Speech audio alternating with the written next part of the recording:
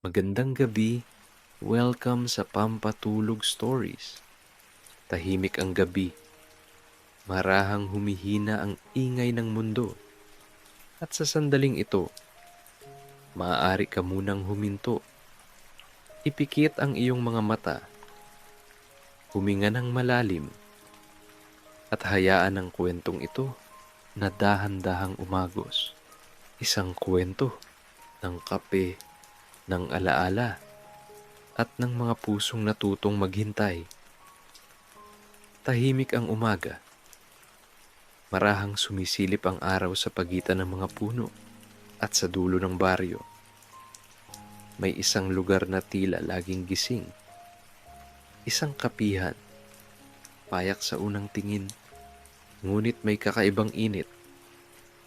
Ang kapihan ni Mang Emilio, hindi ito tulad ng mga karaniwang tindahan. May kahoy na dingding, may malalambot na ilaw, at may mga upuang tila inaanyayahan kang maupo at manatili. Sa labas, marahang sumasayaw ang mga dahon, habang ang hangin may dalang amoy ng bagong timplang kape. At sa loob, naroon ng mga tao, may ilang nagtatawanan, may tahimik na nagbabasa, at may mga nakatitig lang sa tasa na parang may hinahanap sa loob nito. Hindi mo agad mapapansin, pero sa bawat sulok, may kwento. At sa likod ng lahat ng iyon, naroon si Mang Emilio, tahimik. Ngunit hindi malamig. Matanda na, ngunit matatag pa rin ang mga kamay. Marahan niyang hinahawakan ang bawat tasa. Parang hindi lang kape ang kanyang ginagawa, kundi alaala, isang kapeng barako. Pero dagdagan ng kaunting gatas. Ngumiti siya. Hindi na kailangang ulitin. Alam na niya. Ganun si Mang Emilio. Hindi lang siya barista. Isa siyang tagapakinig. Isang tahimik na saksi sa mga kwentong hindi laging sinasabi. Sa bawat pag-abot niya ng tasa, may kasamang pag-unawa. At marahil, iyon ang dahilan kung bakit dinadayo ang kanyang kapihan. Hindi dahil sa itsura, hindi dahil sa pagiging moderno, kundi dahil sa pakiramdam. Kahit na totoo, na nagbago na rin ang lugar. Noon, simpleng kubo lang ito, isang maliit na puwesto na minana pa niya sa kanyang mga magulang. Ngunit ngayon, may mga ilaw na kayang baguhin ang kulay ng gabi. May mga makina na kayang sumabay sa mga sikat na kafe sa lungsod. High-tech. Ngunit hindi nawawala ang puso sapagkat bawat pindot ng makina sinusundan pa rin ng kamay, ng damdamin, ng presensya. Si Mang Emilio mismo ang gumagawa ng karamihan. Hindi siya nagmamadali. Hindi siya nagkukumahog. Para sa kanya, ang bawat tasa ay may sariling oras. At sa bawat sandaling iyon, may isang tahimik na koneksyon sa pagitan niya at ng taong iinom. Salamat, Mang Emilio. Isang simpleng salita, ngunit sapat na. Tumango siya at muling bumalik sa kanyang ginagawa. Hindi niya hinahangad ang papuri. Hindi niya hinahabol ang kita. Sapat na sa kanya ang makita ang mga taong nakangiti. At sa gitna ng lahat, may isang bagay na hindi napapansin ng karamihan. Sa bawat tingin ni Mang Emilio, tila may binabasa siya. Hindi sa libro, kundi sa tao. Isang lalaki, nakangiti sa kausap. Ngunit ang mga mata, pagod. Isang babae, tahimik lang, ngunit ang mga daliri, mahigpit ang hawak sa tasa, at isang bata, nakatingin sa labas, parang may hinihintay. Lahat iyon, nakikita niya, ngunit hindi niya sinasabi. Hindi niya pinapangunahan. Hinahayaan niya na ang bawat tao ang kusang magbukas dahil alam niya na hindi lahat ng kwento kayang sabihin agad. Minsan, kailangan lang ng isang tahimik na lugar, isang mainit na tasa, at isang taong handang makinig. At sa kapihan na iyon, lahat ng iyon, naroon. Tahimik ang paligid, ngunit hindi kailanman walang laman. At habang patuloy ang pag-inog ng araw, may isang pakiramdam na unti-unting bumabalot sa sinumang pumapasok. Isang pakiramdam na tila may mas malalim pa, na ang kapihan na ito ay hindi lang basta lugar, kundi isang pahinga. Isang pahinga mula sa ingay, mula sa pagod, mula sa mundo, at marahil may mga bagay dito na hindi agad nauunawaan, ngunit nararamdaman dahil sa bawat tasa may kwento, at sa bawat kwento may lihim. Marahang umaandar ang araw, unti-unting napupuno ang kapihan, at kasabay ng bawat pagpasok ay ang pagdating ng mga bagong kwento. Ngunit sa gitna ng lahat, iisa lamang ang hindi nagbabago. Si Mang Emilio, tahimik siyang kumikilos. Ngunit ramdam ang presensya. Hindi siya nagtataas ng boses. Hindi siya naguutos. Ngunit sa simpleng kilos, nagiging maayos ang lahat. Umupo ka muna. Ako na bahala. Isang binatang tila pagod. Unti-unting napangiti. At sa isang sulok, isang dalaga ang tahimik lang na nakatingin sa kanyang tasa. Hindi ito bago. Maraming ganito. Sa kapihang iyon, mga taong may dinadala. Mga taong may iniisip. At si Mang Emilio, parang laging handa. Hindi para magbigay ng solusyon, kundi para makinig. Marahan niyang inilapag ang tasa. At minsan, sapat na ang pahinga. Hindi ba? Napatingin ng dalaga. Hindi niya alam kung paano. Ngunit tila nabasa siya. Ganun si Mang Emilio. Hindi siya nagtatanong ng direkta. Ngunit tumatama ang kanyang mga salita. Hindi pilit. Hindi mabigat. Parang hangin lang na dahan-dahang dumadampi at unti-unting nagpapagaan. Sa kabilang mesa, may grupo ng kabataan, masaya, maingay. Ngunit sa gitna ng tawanan, may isang tahimik. Napansin niyo ni Mang Emilio. Hindi siya lumapit agad. Nag-antay siya hanggang sa ang ingay unti-unting humina. At ikaw, kumusta ka? Isang simpleng tanong. Ngunit sapat na, napabuntong hininga ang binata. At least, nandito ka. Pahinga ka muna. Hindi niya tinapos ang pangungusap. Hindi niya kinailangang gawin. Dahil minsan, ang hindi sinasabi, ang mas nararamdaman. Ganun siya makitungo. Hindi lang serbisyo, kundi koneksyon. At dahil doon, hindi lang kape ang binabalikan ng mga tao, kundi ang pakiramdam. May mga araw na may magdiriwang, Tahimik lang, walang handa, walang malaking selebrasyon. Ngunit alam ni Mang Emilio, sandali lang at ilang minuto. May isang maliit na cake, simpleng kandila, at isang ngiti, maligayang kaarawan. Napapaluha ang ilan, hindi dahil sa laki ng bagay, kundi dahil may nakaalala. At sa mundo na madalas nakakalimot, iyon ay sapat na. Hindi niya ginagawa iyon para sa papuri, hindi para sa kita, kundi dahil alam niya kung gaano kahalaga ang pakiramdam na may nakakaalala.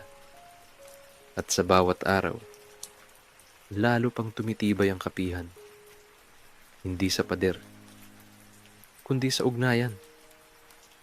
Ngunit sa kabila ng lahat, may isang bagay na hindi nakikita ng karamihan. Sa bawat ngiti ni Mang Emilio, may bahid ng lungkot. Mabilis, halos hindi mapansin. Ngunit naroon, at sa tuwing humihina ang tao, at unti-unting nagiging tahimik ang kapihan, may isang sandali na siya naman ang napapahinto, nakatitig sa isang lumang larawan, nakapatong sa sulok. Isang pamilya, masaya, buong buo, at sa ilalim ng ilaw, marahang napapikit si Mang Emilio. Parang may hinahanap, parang may hinihintay, ngunit muli, ibinabalik niya ang sarili sa kasalukuyan, sa kapihan, sa mga taong naroon, dahil iyon na ang kanyang mundo. Isang mundong tahimik, ngunit puno ng damdamin. At habang patuloy ang pagdaloy ng araw, may isang tanong na unti-unting nabubuo. Kung kaya niyang basahin ang puso ng iba, bakit tila hindi niya mabasa ang sarili niyang lungkot? Mahinang bumubuhos ang ulan, dahan-dahang kumakatok sa bubong, at sa loob ng kapihan, mas lalong lumalalim ang katahimikan. Ngunit hindi ito lungkot. Ito ay pahinga. Sa bawat patak ng ulan, parang may mga kwentong bumabagsak. At sa bawat tasa ng kape, may mga damdaming unti-unting lumulutang. Sa isang sulok, may lalaking tahimik na nakaupo. Hindi siya umiinom. Hinahawakan lang niya ang tasa. Parang may pinipigilan. Marahang lumapit si Mang Emilio. Mainit pa yan. Baka lumamig. Isang simpleng paalala. Ngunit hindi siya umalis. Tahimik lang siyang tumabi. At makalipas ang ilang sandali, iniwan ako. Mahina. Halos pabulong. Hindi nagulat si Mang Emilio. Hindi rin siya nagtanong. Tumango lang siya. At masakit. Kasi hindi ko alam kung bakit. Saglit na katahimikan. Tanging ulan ang maririnig. Minsan, hindi natin kailangan ng dahilan para maramdaman ang sakit. Mahinang sagot. Hindi pilit. Ngunit sapat. Unti-unting napaluha ang lalaki at sa unang pagkakataon, uminom siya ng kape. Sa kabilang mesa, may mag-inang magkatabi. Masaya ang bata. Ngunit ang ina, tila pagod. Napansin iyon ni Mang Emilio. Para sa'yo. Iniabot niya ang isang tasa. Libre yan para sa matapang na nanay. Napangiti ang babae. Isang simpleng salita. Ngunit sapat para gumaan ang kanyang loob. Sa may bintana, isang matandang babae ang nakatanaw sa ulan. Hindi siya umiinom. Hindi siya nagsasalita, tila may hinihintay. Lumapit si Mang Emilio. Pareho pa rin ba ang order mo? Mahinang tumango ang matanda. At nang maibigay ang kape, hindi na siya darating. Napahinto si Mang Emilio. Sanay na ako, pero minsan, umaasa pa rin. Tahimik siyang tumabi. Hindi para magsalita, kundi para samahan. Dahil minsan, ang presensya ay mas mahalaga kaysa salita. At sa bawat mesa, may ganitong kwento, hindi lahat masaya, ngunit lahat totoo. At sa gitna ng ulan, parang mas lumalapit ang mga puso, mas nagiging bukas, mas nagiging totoo. At si Mang Emilio, tahimik lang. Ngunit naroon, nakikinig, nagmamasid, umaalalay, parang isang lumang puno. Hindi gumagalaw, ngunit nagbibigay lilim sa lahat ng napapagod. At habang patuloy ang ulan, may isang bagay na unti-unting napapansin ng ilan. Sa likod ng katahimikan ni Mang Emilio, parang may sarili rin siyang kwento. Isang kwentong hindi niya sinasabi, ngunit nararamdaman sa bawat tingin niya sa labas, sa bawat sandaling napapahinto siya, sa bawat paghawak niya sa tasa, parang may alaala na hindi pa tuluyang nawawala. At sa isang sulok ng kapihan, may isang lumang larawan. Bahagyang kupas, ngunit malinaw pa rin. Isang masayang pamilya. 3 sila. At sa gitna, isang batang babae. Nakangiti, punong-puno ng buhay. At sa tuwing napapadaan si Mang Emilio, sandali siyang tumitigil, hindi halata. Ngunit sapat para mapansin na ang kapihang ito ay hindi lang punong-puno ng kwento ng iba, kundi pati ng kanya. Isang kwento na tahimik lang, ngunit malalim. At marahil, hindi pa tapos. Dahan-dahang lumalalim ang gabi. Unti-unting nauubos ang mga tao. At ang kapihan na kanina'y puno ng kwento ay nagiging tahimik. Ngunit hindi ito ang katahimikang nakasanayan. May kakaiba, isang bigat, isang puwang na hindi mapunan. Sa likod ng counter, nakatayo si Mang Emilio, tahimik, nakatingin sa mga tasa, isa-isa niyang hinuhugasan. Parang bawat galaw ay may kasamang alaala. Sa labas, mahina na ang hangin. At ang ulan, unti-unti nang tumitigil. Ngunit sa loob, may bagyong hindi pa humuhupa. Marahan siyang napahinto. May hawak na tasa. At sa kanyang refleksyon, nakita niya ang sarili. Mas matanda. Mas tahimik, mas nag-iisa, at sa unang pagkakataon sa gabing iyon, napabuntong hininga siya. Mahaba, mabigat, at puno ng hindi nasabi. Unti-unti siyang lumakad, papunta sa sulok, kung saan nakapwesto ang lumang larawan. Dahan-dahan niyang hinawakan ito. Parang takot na baka maglaho. Sa larawan, naroon ang kanyang asawa. Ngumiti, masigla, at katabi ang kanyang anak. Maliit pa, masaya. At siya nasa gitna, buong buo, tahimik ang paligid at sa ilalim ng mahinang ilaw. Unti-unting bumalik ang mga alaala, ang mga tawanan, ang mga simpleng araw, ang mga gabing magkakasama, ngunit lahat ng iyon lumipas. Parang hangin, hindi mo na hawakan at hindi mo na mababalikan.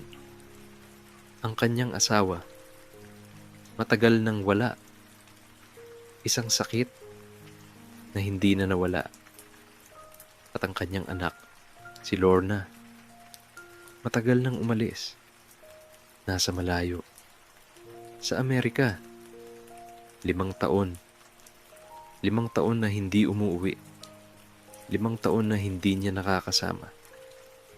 Sa bawat kaarawan, sa bawat Pasko, sa bawat simpleng araw, tahimik lang siya. Hindi siya nagreklamo, hindi siya nagtanong, ngunit sa loob may kulang. At sa tuwing may pumasok na mag-ama o mag-ina, hindi niya maiwasang mapatingin. Saglit lang, ngunit sapat para maramdaman ang pagkawala.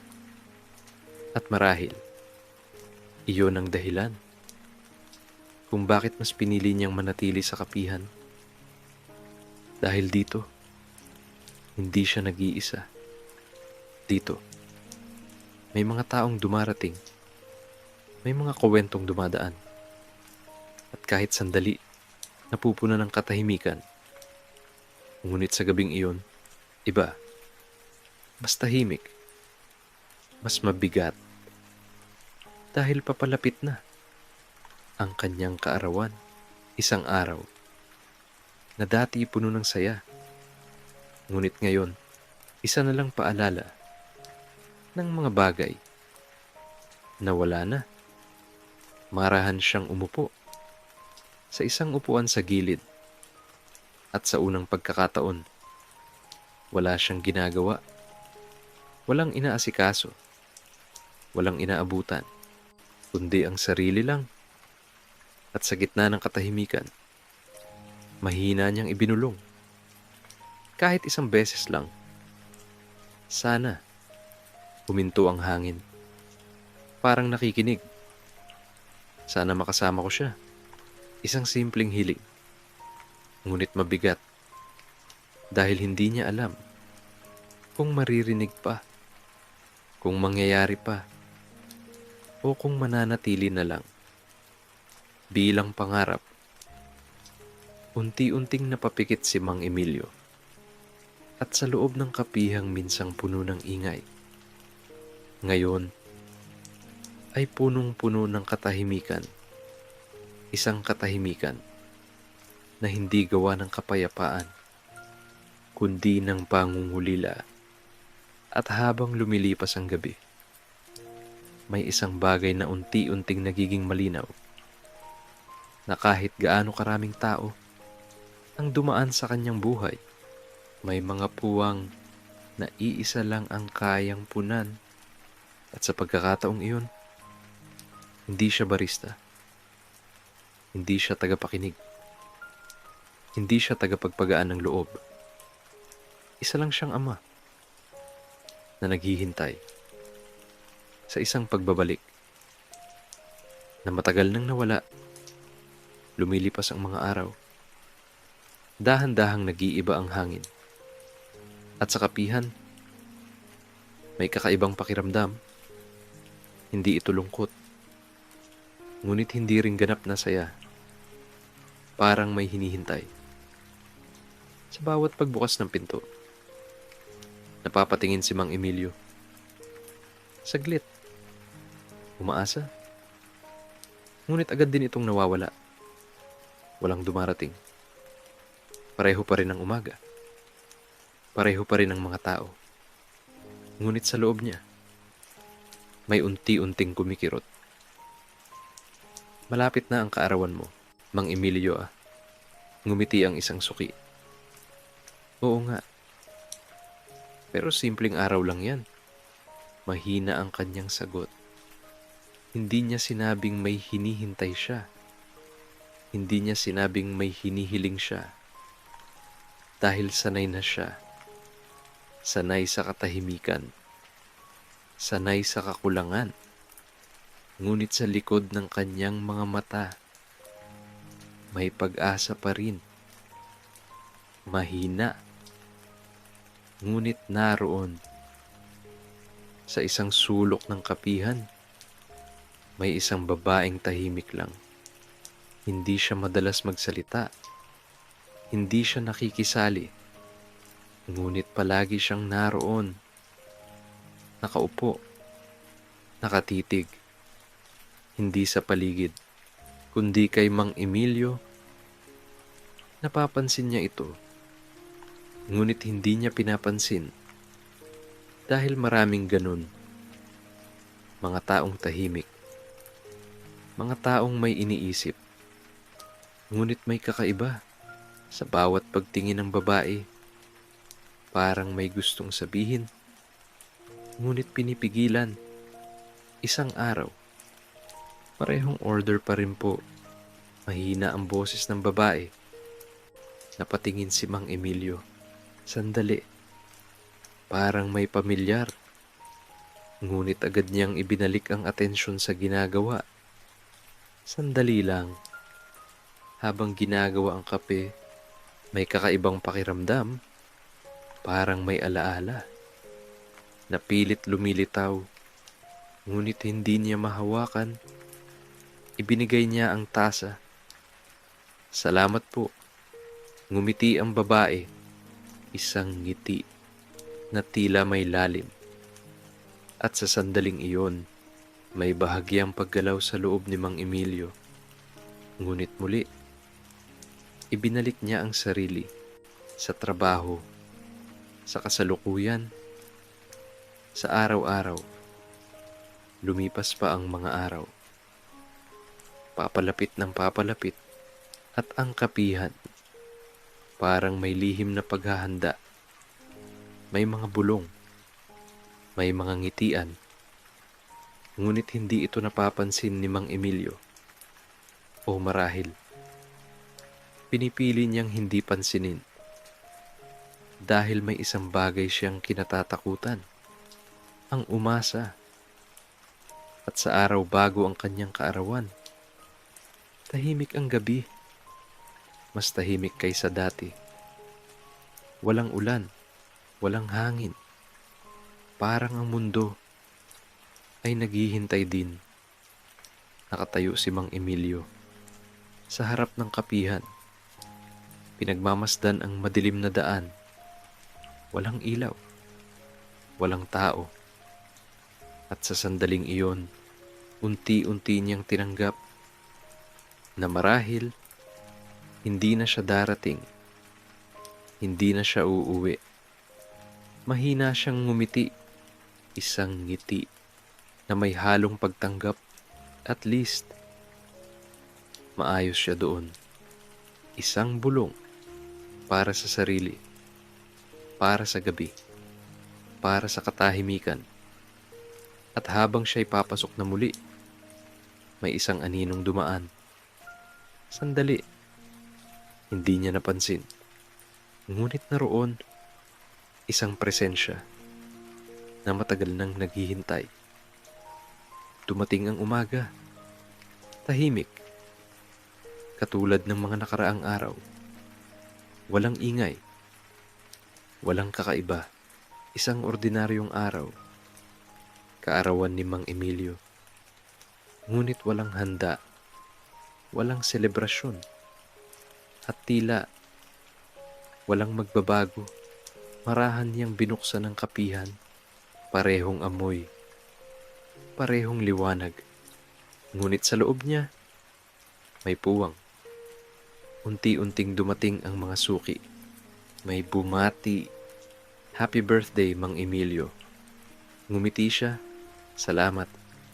Simple, tahimik, at sapat na.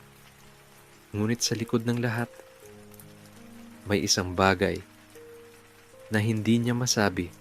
Isang bagay na hindi kayang punan ng kahit sino. Lumipas ang oras. Pareho pa rin hanggang sa order po. Isang boses. Mahina.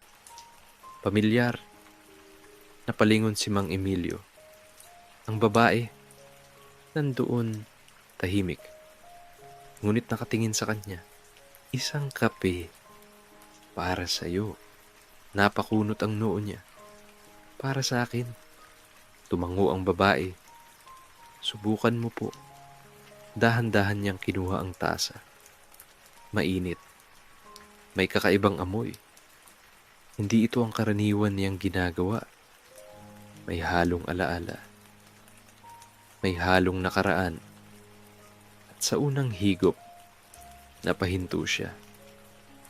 Biglang bumilis ang tibok ng kanyang puso. Ang lasa. Hindi niya makakalimutan. Ito ang kape na dati niyang ginagawa kasama ang kanyang asawa. At tinuro niya sa isang maliit na batang babae na mahilig tumawa, na mahilig makialam, na mahilig matuto. Unti-unti siyang napatingin sa babae.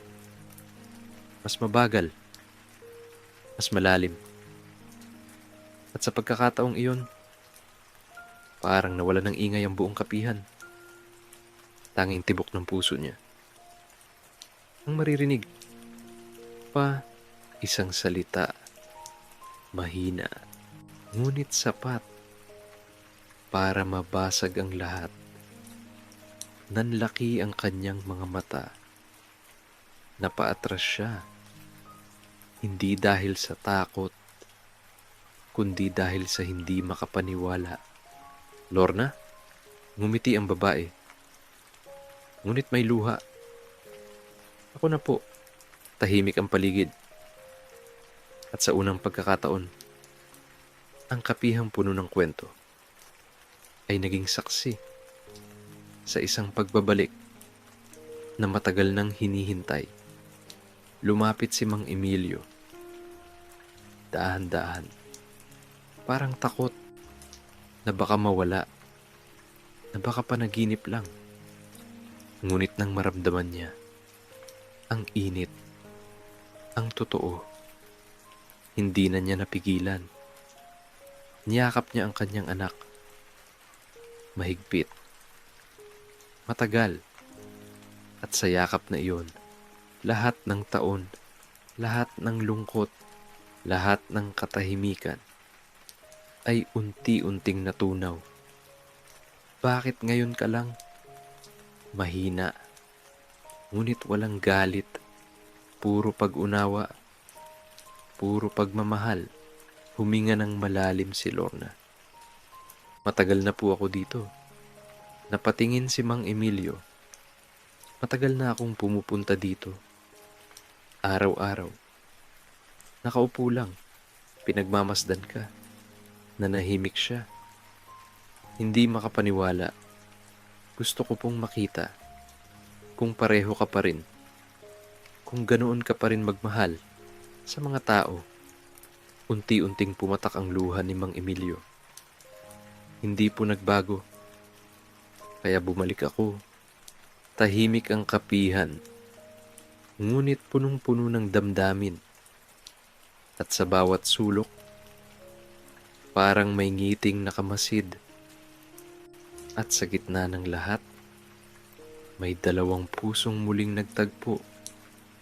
Hindi sa ingay, kundi sa katahimikan, sa isang tasa ng kape na hindi lang basta inumin, kundi alaala. At sa huling sandali ng araw, habang unti-unting lumulubog ang araw, nakaupo silang magkatabi, tahimik, ngunit buo. At sa wakas, ang kapihang iyon ay hindi na lang lugar ng pahinga, kundi tahanan ng mga pusong muling nagbalik. Dahil sa dulo ng lahat, ang tunay na yaman ay hindi kita, kundi ang mga taong pinipiling bumalik. At sa pagtatapos ng gabing ito, unti-unting humuhupa ang mga kwento. Ang kapihan ay muling nagiging tahimik.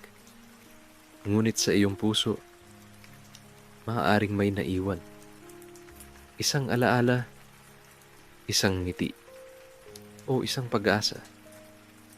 Habang ikaw ay papalapit sa iyong pagtulog, dalhin mo ang kapayapaan at tandaan, may mga bagay sa buhay na kahit matagal mawala, ay marunong pa ring bumalik.